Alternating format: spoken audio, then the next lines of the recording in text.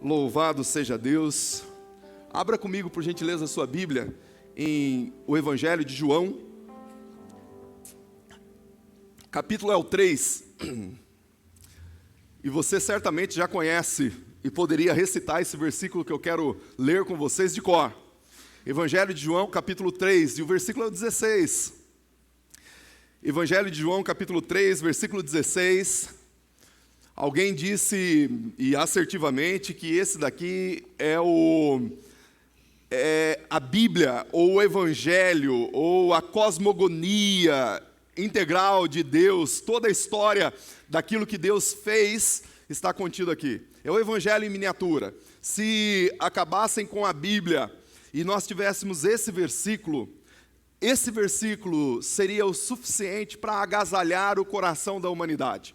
Assim como falamos na parábola do filho pródigo a semana passada, aqui nós temos a condensação, a profundidade do Evangelho em ebulição.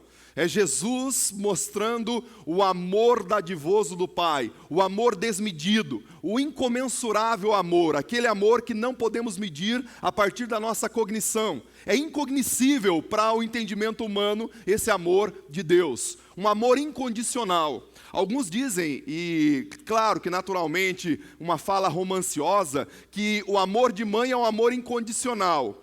E é bem verdade que o amor de uma mãe nessa terra em Deus se revela o amor mais profundo do ponto de vista terrenal. Mas o amor de mãe ainda tem as suas claudicâncias no meio do caminho. A mãe, em alguns momentos, ela espera sim o feedback, mas o amor de Deus, esse sim, ele é incondicional, desmedido, é um amor avassalador. Então Jesus, ele nos deixa esse texto, especialmente o versículo 16. Versículo 16 eu quero ler com vocês, depois pincelar e sublinhar alguns outros versículos, no ano passando a nossa reflexão. E diz o seguinte: porque Deus amou o mundo de tal maneira que deu o seu Filho unigênito para todo aquele que nele crê não pereça, ou para que todo aquele que nele crê não pereça, mas tenha a vida eterna. Irmãos, esse texto nós usamos muito para evangelizar. O que é evangelizar? É falar do Evangelho, falar das boas novas de Deus. E é um texto que, funcionalmente, é para isso também. Mas esse texto ele tem verdades muito profundas, e muito mais profundas do que apenas uma verbalização, uma exteriorização de signos linguísticos a respeito de algo feito por um outro. O que nós temos nesse texto aqui é a personificação de uma pessoa amorosa. O que nós temos nesse texto aqui é o cosmo eterno de Deus, confluindo para um ser que ama de maneira avassaladora e ama alguém. E esse alguém sou eu e você, somos nós.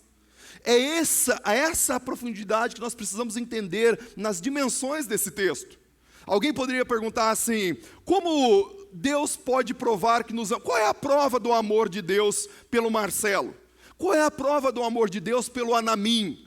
Qual é a prova do amor de Deus por mim? O apóstolo Paulo responde categoricamente e rotundamente. Ele diz o seguinte: Deus prova o seu amor. Ele coloca o seu amor em concreção, em prova objetiva, pelo fato de ter morrido por nós, enquanto ainda éramos pecadores. Então a prova do amor de Deus é entregar o seu Filho unigênito, aquele Filho principal, o príncipe de toda a história, para morrer por mim e por você, e com um adendo. O apóstolo Paulo diz que essa morte não foi uma morte por mérito de outrem, ou seja, eu não tinha nenhum mérito. O meu envolvimento e a minha contribuição na salvação e na morte de Cristo foram apenas os meus pecados. Aliás, os meus pecados foram sobretudo para isso.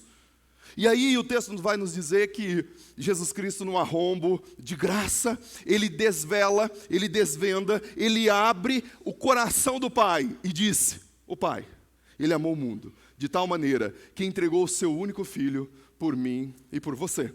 Agora, esse texto tem um contexto que vale a pena nós olharmos e termos um entendimento. O que acontece é que Jesus, no capítulo 2, capítulo 1 é o sumário do Evangelho de João e o sumário da vida crística.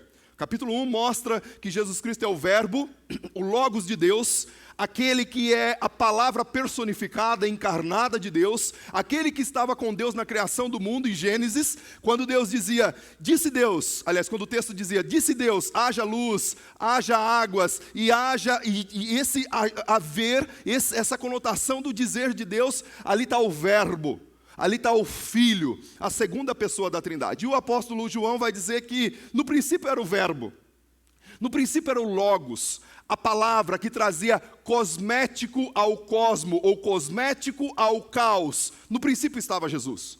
O capítulo 2, Jesus se apresenta, o evangelista João vai apresentar Jesus como sendo aquele que transforma algo bom em algo ainda melhor.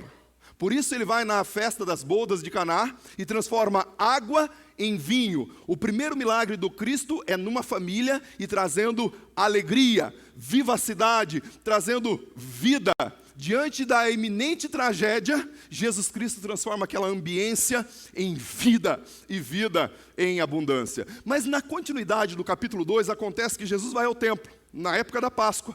E quando ele chega no templo, o que ocorre é que estão ali todas aquelas pessoas que, em tese, iriam adorar a Deus, mas existiam os cambistas. O que eram os cambistas? Eram aqueles que preparavam animais, em alguns momentos animais totalmente depauperados, animais que já seriam mortos, para que houvesse o sacrifício. O sacrifício no templo era o sacrifício de animais. Então os irmãos que não eram de Jerusalém, que vinham de cidades distantes, eles tinham que vir para trazer o animal nas costas até Jerusalém, era ruim. Então, a significação do sacrifício, a significação da densidade do coração do adorador vai perdendo, vai se diluindo nessa caminhada. E esses cambistas, como um bom judeu, o que eles faziam? Eles pegavam lá uma ovelhinha que custaria, sei lá, R$250 e vendiam ali, porque estava tudo preparado, por R$1.000, R$1.500. Era mais ou menos isso. Jesus, ele vê essa situação, pega um azorrague, o azorrague é um chicote, e sai chicoteando todo mundo, dizendo, olha, vocês estão transformando a casa do meu pai num covil de salteadores. Esta casa será chamada casa de oração. Jesus Cristo está mostrando a sua missão, mostrando o ponto de fixidez do seu coração e daquilo que ele vem trazer para a humanidade. Mas quando chega no capítulo 3, nós temos a mais fina flor. A mais fina flor é quando Jesus ele se apresenta como um mestre, não como um mestre grego. Ele não vai se apresentar como o mestre que traz uma verdade aletheia. A verdade grega era uma verdade de concepção filosófica. Jesus Cristo ele vem como um verdadeiro mestre e um mestre da verdade.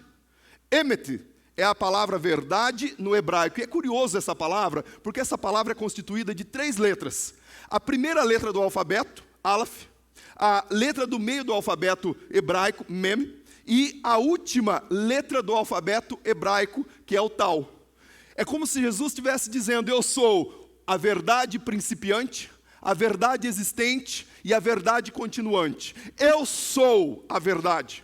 A aletheia grega é uma concepção de verdade, mas eu sou a verdade absoluta, porque por isso ele disse, eu sou o caminho que conduz à verdade absoluta e eu sou a vida e a vida em abundância. Então agora ele se depara no capítulo 3, a partir do versículo 1, com alguém, um camarada muito famoso em Israel, o nome dele é Nicodemos.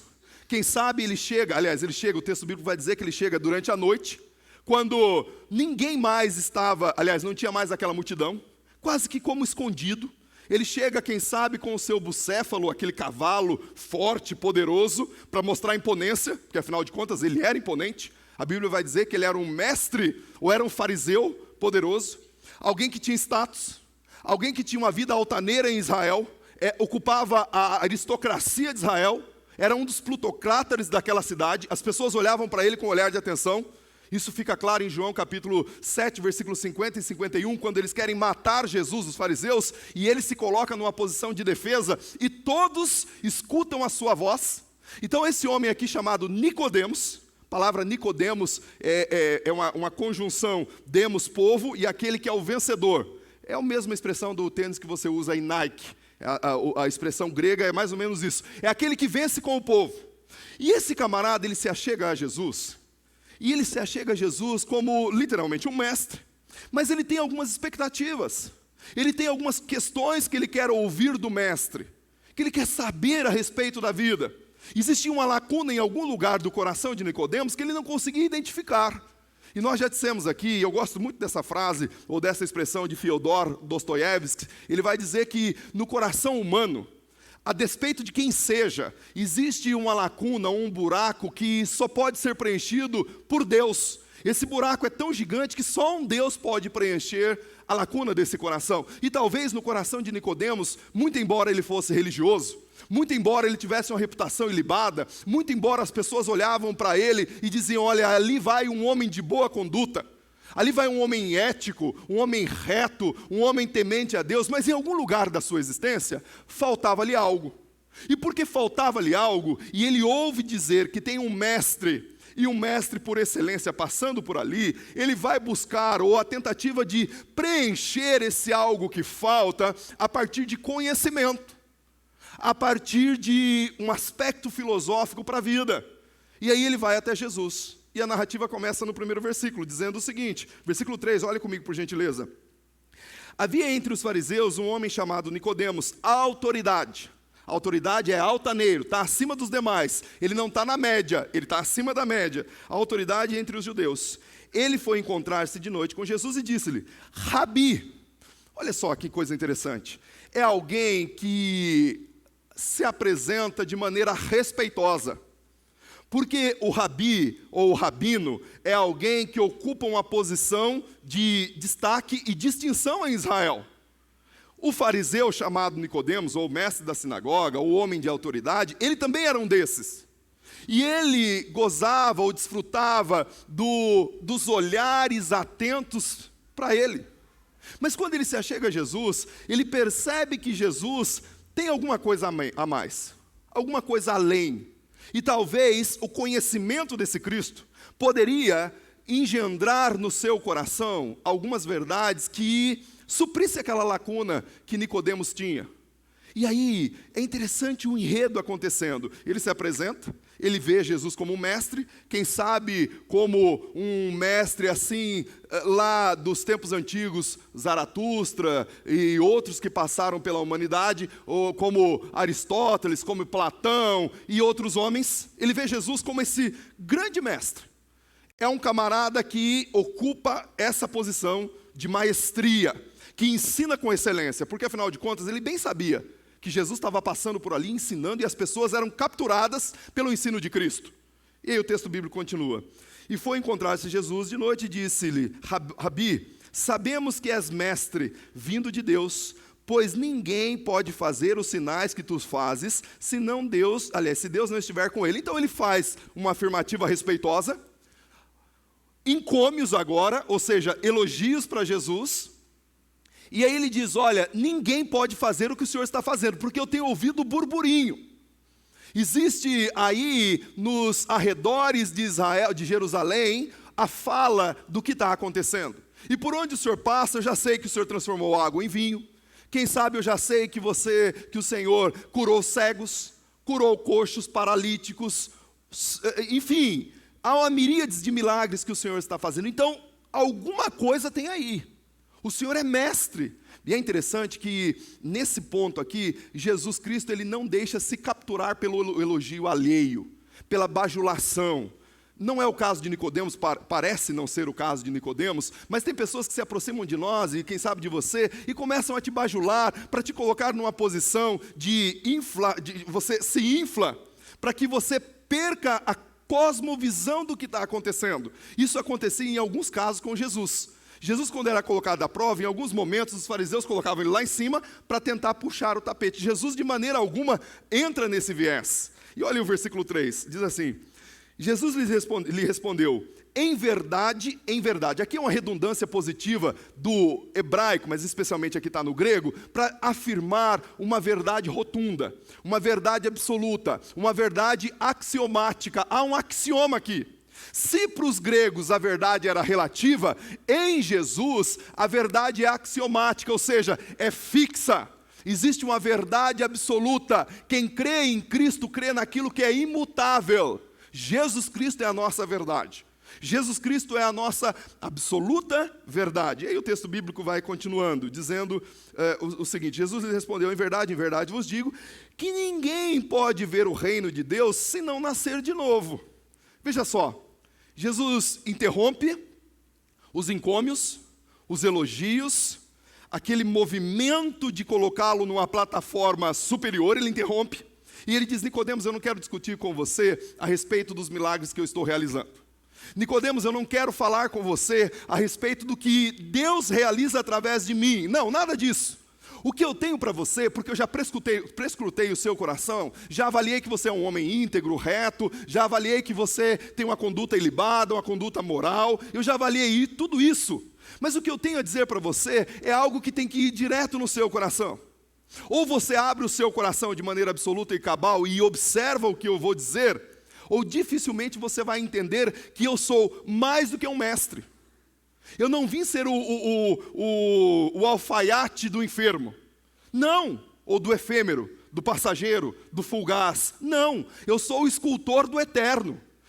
Nicodemos, assim como o grupo que estava circundando Jesus, via em Jesus apenas um alfaiate, um construtorzinho, com todo respeito aos alfaiates, mas um construtor do efêmero, com sinais, com maravilhas, com feitos fixos e físicos.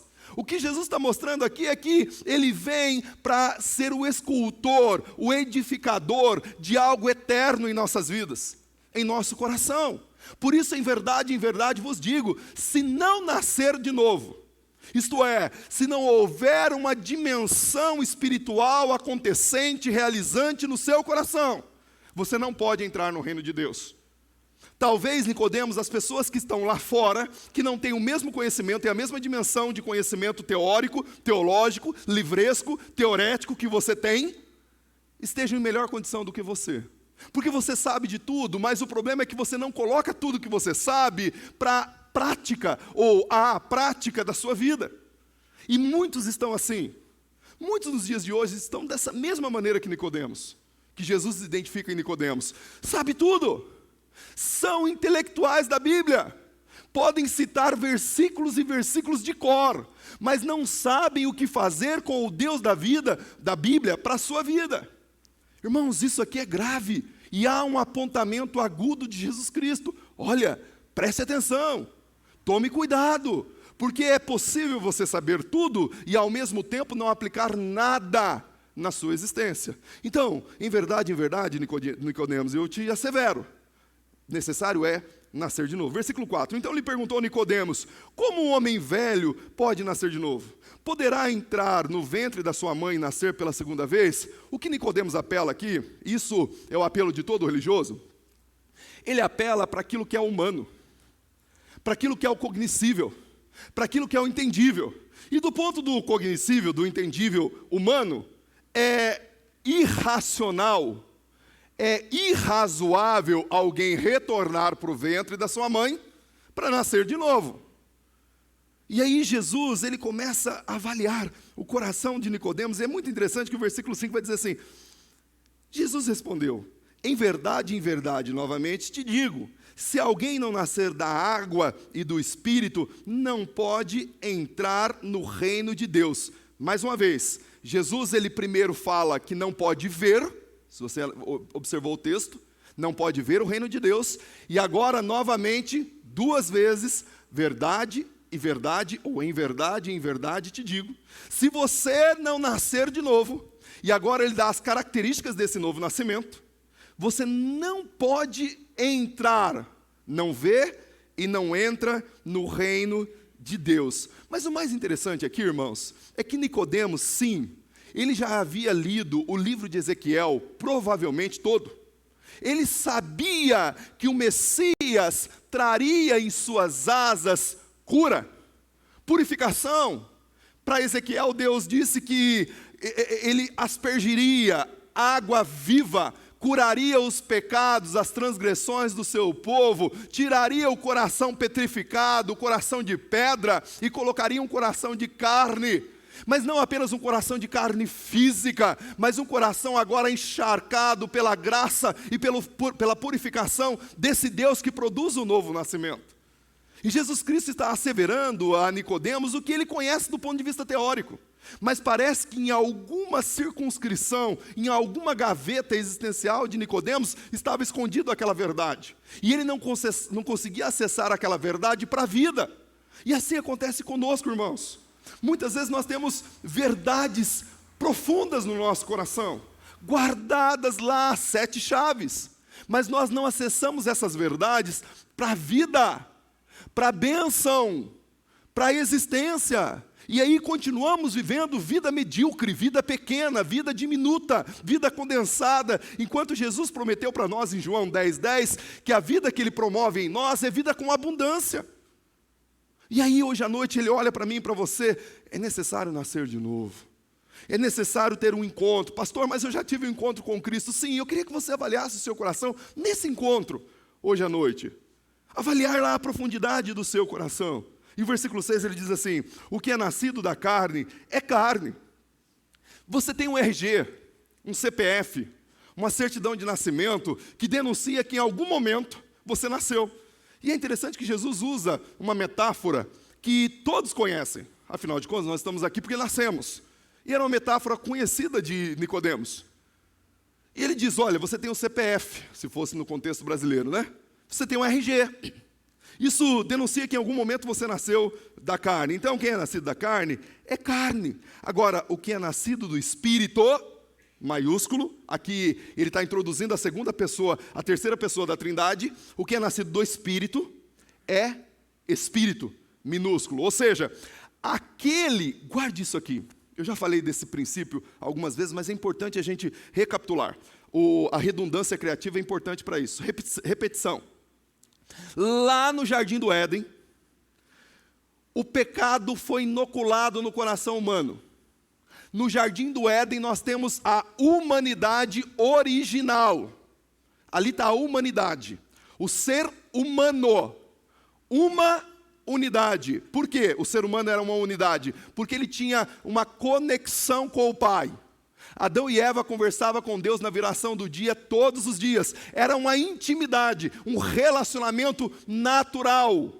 O problema é que o pecado, entenda aqui, singular, o pecado que leva para o inferno, o pecado que leva o indivíduo ao inferno é o pecado que Adão e Eva cometeu lá no Jardim do Éden. O pecado de incredulidade. Eles não acreditaram que Deus era suficiente para a sua vida. Pecado de incredulidade. É esse pecado, lá em João capítulo 16, versículo 7, que Jesus vai dizer que o Espírito Santo veio convencer a partir da obra do Cristo. Então o Espírito Santo ele convence o homem do pecado, da justiça e do juízo. O pecado porque não creram. E quem não creu já está condenado. Então veja só. O que está acontecendo aqui, o apóstolo João, descrevendo as palavras de Jesus, ele diz o seguinte, olha, quem é nascido do Espírito, lá no Jardim do Éden, nós morremos espiritualmente. Quando o pecado foi inoculado na raça humana, houve a morte, a cisão. O pecado faz separação entre nós e o nosso Deus, diz Isaías 59:2, eu gosto desse texto para referenciar quem eu sou. Separação, diametralmente oposto, distante de Deus. Deus não pode compactuar com o mal que existe no coração humano. Então, esse pecado faz separação. Depois do Jardim do Éden, agora essa humanidade foi defraudada, conspurcada pelo pecado, está distante da graça e da glória e da misericórdia de Deus. Todos pecaram, estão distantes da graça e da misericórdia de Deus, e o Espírito agora está morto. É por isso que o apóstolo Paulo vai dizer em Efésios capítulo 2, versículo 1, que nós estávamos mortos nos nossos delitos e pecados, ok? Então o que Jesus está dizendo aqui é que quando há o novo nascimento, quando Cristo entra na nossa vida, quando há essa revolução espiritual no seu ser, o que ocorre efetivamente é que a humanidade é restituída. Essa unidade é conexão agora existente. É restituída. Então quem nasce do Espírito agora é espiritual. Agora eu posso olhar para o Pai e conversar com o Pai, assim como Adão e Eva conversavam lá no Jardim do Éden. Eu posso ter o livre acesso ao Pai. Essa é a promessa do novo nascimento. A promessa do novo nascimento é a promessa de uma relação íntima, que é o que faltava para Nicodemos. Nicodemos conhecia tudo, mas não conhecia Deus intimamente. Irmãos, isso acontece em grande escala no nosso meio. Pessoas que foram convencidas têm um assentimento intelectual, sabe de conceitos, consegue conjecturar doutrinas bíblicas e expor de maneira magnífica, porém não tem relacionamento com Deus. Era o caso de Nicodemos. E aí o texto bíblico continua, quero ler com vocês. Não te admires de eu te dizer, necessário vos é nascer de novo. Jesus está falando para um religioso, não é alguém que está esquálido numa sarjeta lá fora. Ele está dizendo para um religioso. Então, não se admire. Versículo 8. O vento sopra onde quer, e ouves o seu som, mas não sabes de onde vem, nem para onde vai. Assim é todo aquele que é nascido de Deus. Essa metáfora é uma metáfora também interessante, porque você não vê o vento, você não consegue perceber o vento. Agora, as ações do vento, essas sim nós percebemos. E essa é a ideia do Espírito Santo na nossa vida. Você não está vendo.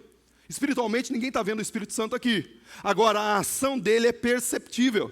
Ele vai encharcando o seu coração, de maneira que você não consegue entender o que está acontecendo, mas ele está tocando. Ele está agindo, ele está manifestando a sua graça, a sua bondade, ele está ali. É mais ou menos isso que Jesus Cristo está dizendo. Então você não percebe, ele vem e a ação dele muitas vezes é avassaladora. Por exemplo, uma tempestade, uma grande ventania, o vento derruba tudo. E o Espírito Santo ele tem essa ação na nossa vida, o Espírito sopra. Versículo 9, perguntou-lhe Nicodemos, como pode ser isto? E aí agora, olha a ironia de Jesus. Jesus respondeu, espera lá, eu já te falei 2 vezes a mesma sentença. Eu estou recobrando o que vocês aprendem lá quando vocês estão decorando a Torá. E eu sei que você sabe a Torá inteirinha. E aí, espera lá, você és mestre em Israel, certo?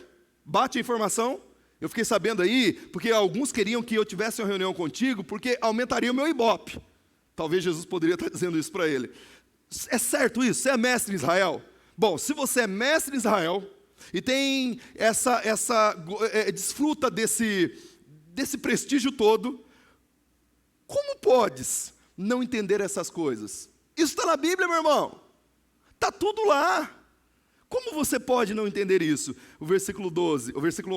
Em verdade te digo, que nós dizemos o que conhecemos e testemunhamos, o que vimos, mesmo assim não aceitais o nosso testemunho. Veja só, aqui Jesus está usando o nós, não é o nós majestático, é o nós coletivo, do sentido do Elohim, nós, aqui, a trindade habitante nele.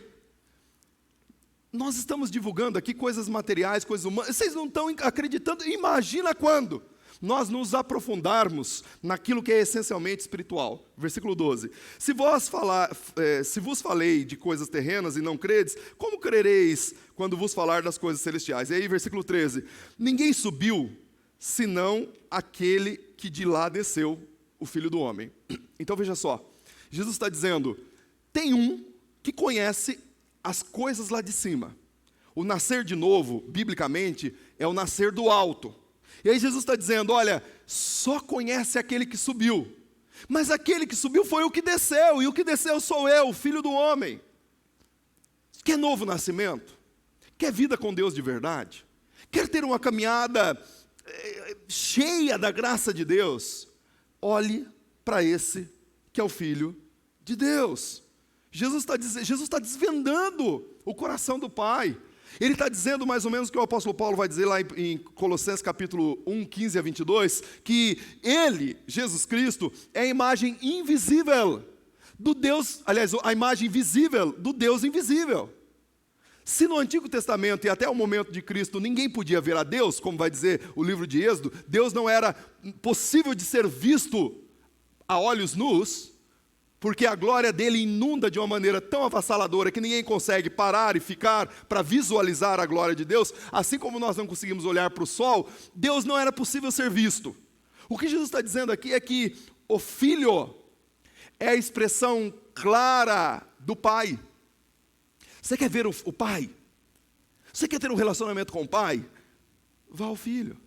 O Filho é essa expressão aberta do Pai. Sabe qual que era o problema do Nicodemos? E aqui nós estamos caminhando para a conclusão da nossa ideia do que é uma vida abençoadora ou abençoada. O problema do Nicodemos é que ele estava no meio de um caldeamento de tantas informações religiosas, informações importantes, mas informações que dava conta de outra linha, de outra área.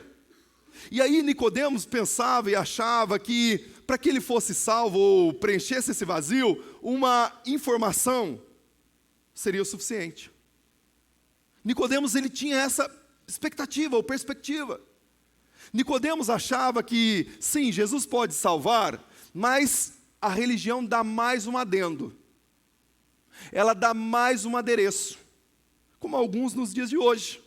Não, eu creio em Jesus. É claro que eu creio em Deus. E eu creio que Deus pode fazer. Mas eu não tenho a vida com Deus. Porque, afinal de contas, só Jesus, ou só essa graça, é muito pouco. O que eu preciso mesmo é fazer serviço. Porque se eu tiver serviço, aí eu dou garantia para que o que eu estou fazendo, ou porque aquilo que eu estou fazendo, serve como mérito para alcançar ou oferir graça para a minha vida. E Jesus Cristo está dizendo ao contrário.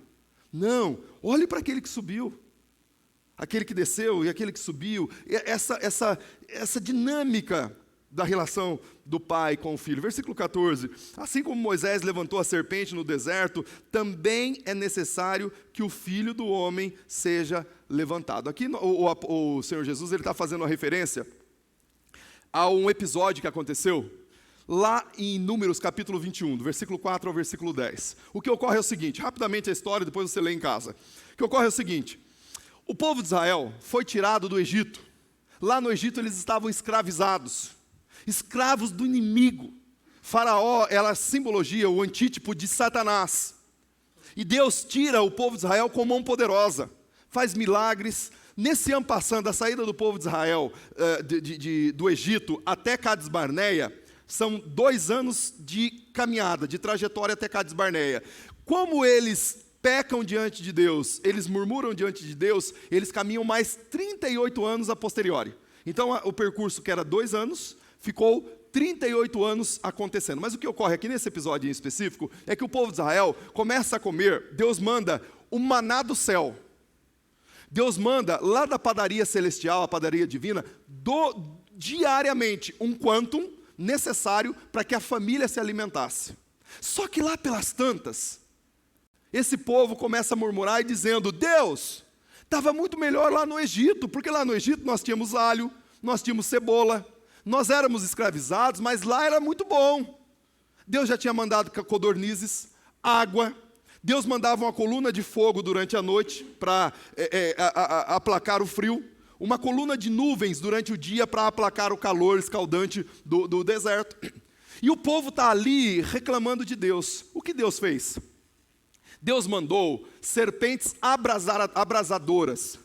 Essas serpentes picavam, e cada um daqueles que eles picavam era morte na certa. E lá em Isaías, depois você lê em casa, capítulo 30, eu tenho a impressão que é a mesma serpente de Isaías capítulo 30. A serpente de Isaías capítulo 30 eram serpentes que tinham asas, eram aladas. E essas serpentes então picavam o povo, e o povo estava morrendo. Lá pelas tantas o povo depreende que o que estava acontecendo era efetivamente por conta da murmuração. E aí o povo interpela Moisés para que Moisés, o povo não fala com Deus, mas para que Moisés interceda com Deus por eles, dizendo assim, Senhor, nós não mais murmuraremos contra o Senhor, livra-nos.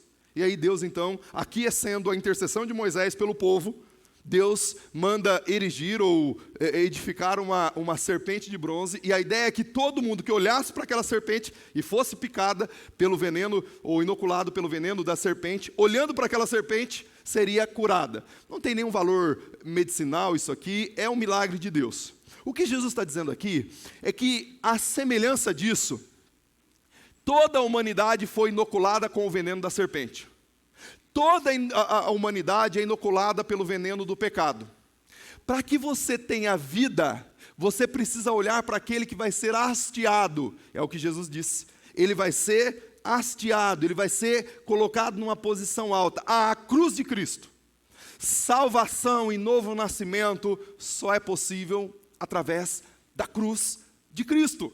Então, quando nós olhamos para Cristo e vemos em Cristo a obra completa, nós vemos em Cristo, na cruz de Cristo, aquilo que era a nossa dívida agora paga, nós podemos ter um novo nascimento. Agora nós temos uma nova realidade de vida. E aí o versículo 15 diz assim: para que todo aquele que nele crê tenha a vida eterna. E agora nós chegamos no versículo 16. O versículo 16 que é lapidar, que é o desvendar do coração de Deus para a humanidade.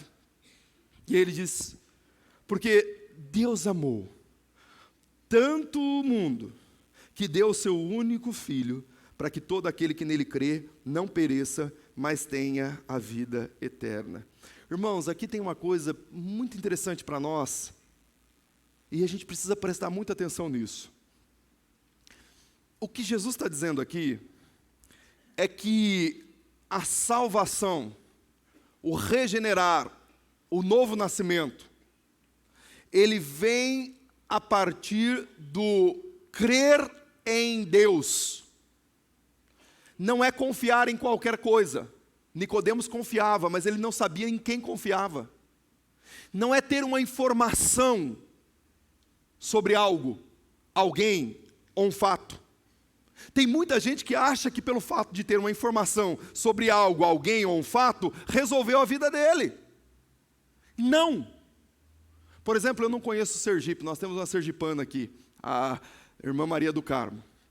Eu sei que Sergipe, alguém já foi lá, já me contou que lá em Sergipe, em Aracaju, tem comidas maravilhosas. Eu tenho uma informação. Eu sei que tem praias lindas, eu tenho uma informação. Eu sei que tem muita coisa legal lá, é informação. Mas Sergipe não entrou em mim. Eu nunca estive lá. Eu não experimentei Sergipe. Eu não experimentei a culinária de Sergipe. Eu não experimentei aquilo. Sergipe não faz parte do meu repertório. Eu não estive lá. Eu tenho uma informação por parte de outros que lá estiveram, que é lindo. Mas eu não estive. A mesma coisa acontece na salvação, irmãos. Não adianta eu ter informação se eu não experimentar Deus, se eu não deixar que Deus faça sentido em minha vida, se eu não deixar que a obra de Deus valha a pena no meu coração. Por isso, todo aquele que confessar o nome de Jesus Cristo será salvo. Mas não é uma confissão, como eu costumo dizer aqui, logorreica, da boca para fora, sopinhas de palavras. Não, é confissão de visceralidade de coração. É viver o Cristo. Aí eu sou salvo. E o lindo desse texto é que Jesus está dizendo que Ele morreu enviado pelo Pai, Ele morreu enviado pelo Pai, não apenas por aqueles bonitinhos, não apenas por aqueles que estão aciados do ponto de vista espiritual. Aliás, ele está falando com o fariseu que dessa estirpe ele era o maior. Jesus está dizendo que ele veio e morreu por pecador como você e eu. Ele morreu por pessoas que tentam fazer o certo, mas não conseguem. Ele morreu por pessoas que já caminharam na fé, e aí por algum motivo não estão mais, mas ele morreu também. Ele morreu por aquele, como eu já disse aqui, que está entregue, esquálido, foi defenestrado pela família, pela sociedade, ninguém mais olha para ele. Ele morreu por esse. Ele morreu por aquele que não tem mais nenhum valor.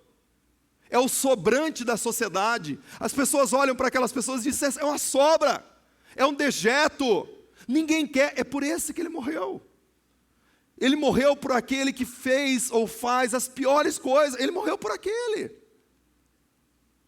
E aí, Deus amou o mundo. E aqui o mundo não é o mundo cosmético, o mundo cosmo. É também. Mas a ideia aqui é do mundo antropomórfico, aliás, antropológico, o mundo humanidade. É claro que a morte de Cristo tem a ver, como o apóstolo Paulo vai dizer em Romanos 8, com a salvação de todo mundo, no sentido também ecológico. Mas aqui em especial, a ideia desse mundo, ser humano. A ideia é que o sacrifício de Cristo tenha validade para o meu e para o seu coração. Deus te amou. E aqui não é um amor falacioso. É um amor apaixonado, sem apaixonite. É um amor que prova-se pelo fato de não esperar em troca, porque nada tenho em troca para dar. Que darei eu ao Senhor por todos os benefícios que Ele tem feito por mim? Nada. Nada. Até a gratidão, quase que invariavelmente eu não dou. Até a gratidão eu não dou. Deus espera de mim e de você apenas uma coisa: confissão do nosso coração. É um agradecimento contínuo. Sabe por que é agradecimento? Tem duas palavrinhas que eu gosto muito de fazer aí uma subdivisão entre elas. A palavra que a gente usa normalmente para o pastor Júdice fez algo para mim, legal, aí eu chego para ele e digo assim: pastor, obrigado. E uma outra palavrinha que eu poderia dizer: pastor, eu te agradeço. Duas palavras que nós usamos na nossa língua, mas que estão diametralmente opostas, embora estejam dizendo na nossa cabeça quase a mesma coisa. O obrigado, você nunca vai ver obrigado na Bíblia. Nunca vai ver um salmista, um escritor bíblico dizendo obrigado.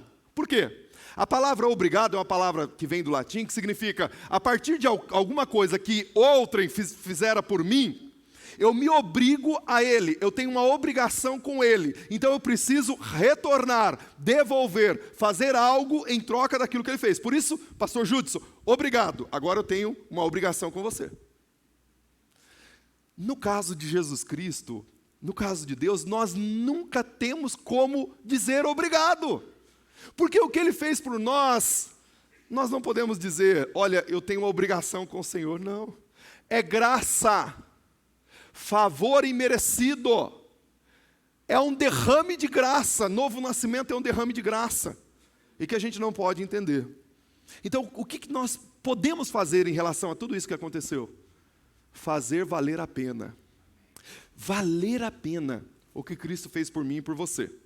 Eu quero soltar um videozinho, eu queria que você meditasse na mensagem do vídeo.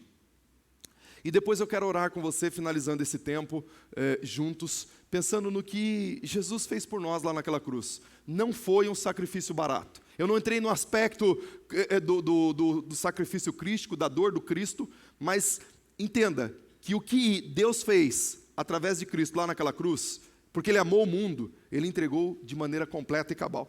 Medite nesse filminho, são alguns minutinhos, queria que você olhasse com atenção. Vai lá.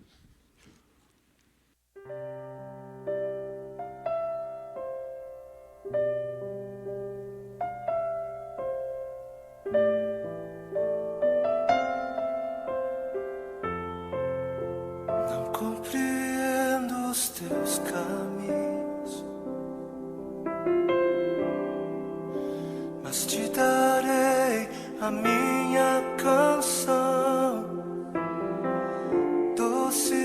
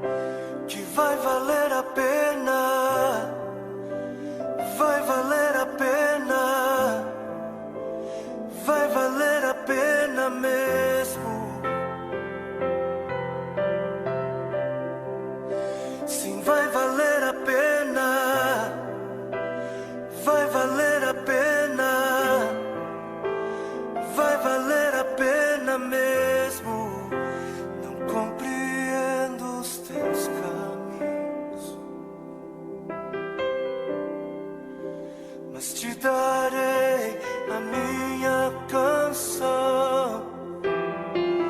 Doces palavras te darei, eu te darei, eu te darei. Me sustentas em minha dor, e isso me leva mais perto de ti, mais perto dos teus caminhos.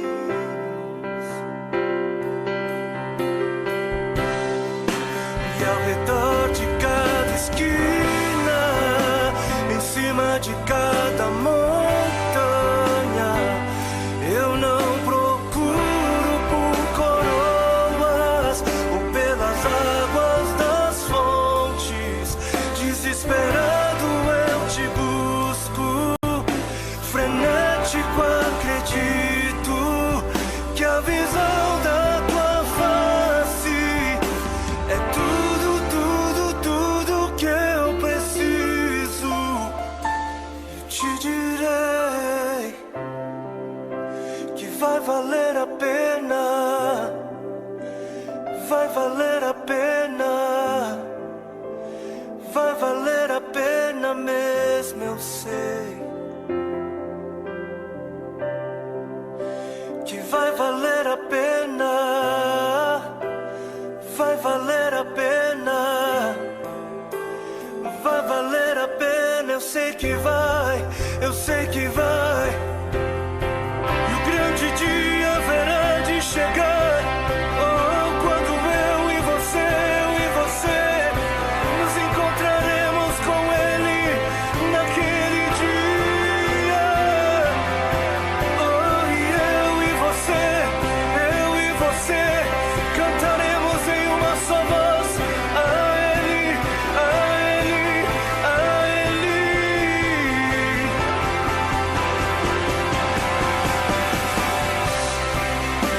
Senhor, valeu a pena,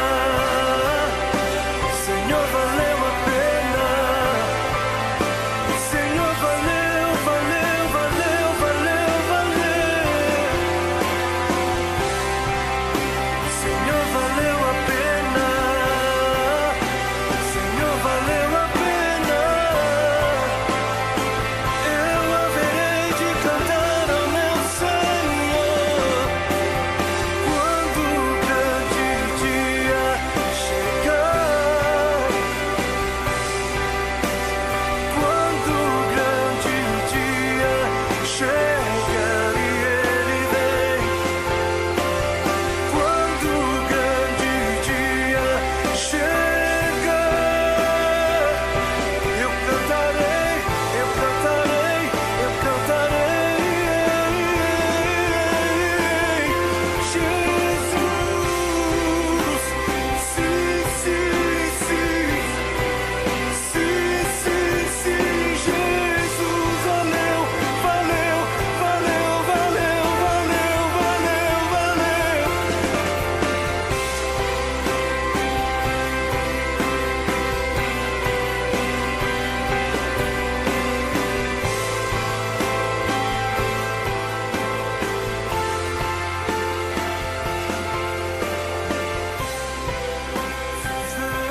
pra ti,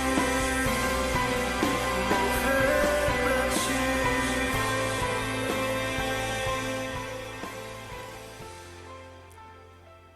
Quando Deus olha para você, certamente Ele diz, valeu a pena. E quem sabe você está aqui hoje à noite e ainda não teve esse encontro. E pode colocar o seu coração diante de Deus e deixar com que o sacrifício de Cristo vale a pena no seu coração também. O que Cristo fez por nós, olhando para o conteúdo desse vídeo, naturalmente aqui a gente está falando de um pai humano, mas foi algo muito parecido, entregando o seu bem mais precioso por pessoas como aquelas que a gente tem mania de apontar com o dedo em riste dizendo que são piores do que nós.